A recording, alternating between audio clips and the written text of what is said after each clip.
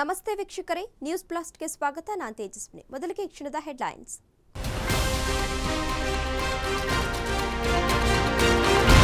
Honey trap ತನಿಖೆ ನಡೆದರೆ ಮಹಾನಾಯಕ ಬಯಲು, ಪ್ರಭಾವಿ ಮುಖವಾಡ ಕಳಿಸಿದ್ರೆ ಸರ್ಕಾರವೇ ಶೇಕ್. ಬಯಕೆ ಬಿದ್ದು ಕಂಪ್ಲೇಂಟ್ ಕೊಡ್ತಿಲ್ವಾ ರಾಜಣ್ಣ?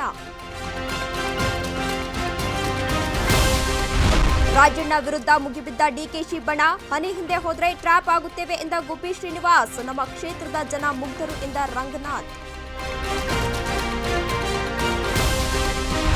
ಸಂವಿಧಾನ ಬದಲಿಸೋ ಡಿಕೆಶಿ ಹೇಳಿಕೆ ಕಿಚ್ಚು, ಡಿಸಿಎಂ ಕ್ಷಮೆಯಾಚನೆ ಹಾಗೂ ರಾಜೀನಾಮೆಗೆ ಬಿಜೆಪಿ ಬಿಗಿಪಟ್ಟು, ರಾಜ್ಯಾದ್ಯಂತ ಹೋರಾಟಕ್ಕೆ ನಾಯಕರು ಸಜ್ಜು. ಕನ್ನಡಿಗರ ಕೆಣಕಿದ್ದಕ್ಕೆ ಜೈಲು ಪಾಲಾದ ಎಂಇಎಸ್ ಮುಖಂಡ, ಬೆಳಗಾವಿ ಪೊಲೀಸರಿಂದ ಶಿವಂ ಶೆಳಕೆ ಬಂಧನ, ಕನ್ನಡ ಹೋರಾಟಗಾರರು ನಾಲಾಯಕ್ ಎಂದಿದ್ದಕ್ಕೆ ಅರೆಸ್ಟ್. ಮಧ್ಯಾಹ್ನ ಬಂಧನ, ಮಿಡ್ ನೈಟ್ ರಿಲೀಸ್, ರಾತ್ರೋರಾತ್ರಿ ವಿನಯ್ ರಜತ್ ಬಿಡುಗಡೆ ಮಾಡಿದ ಪೊಲೀಸ್. ಇಂದು ಮತ್ತೆ ವಿಚಾರಣೆಗೆ ಹಾಜರಾಗುವಂತೆ ನೋಟಿಸ್.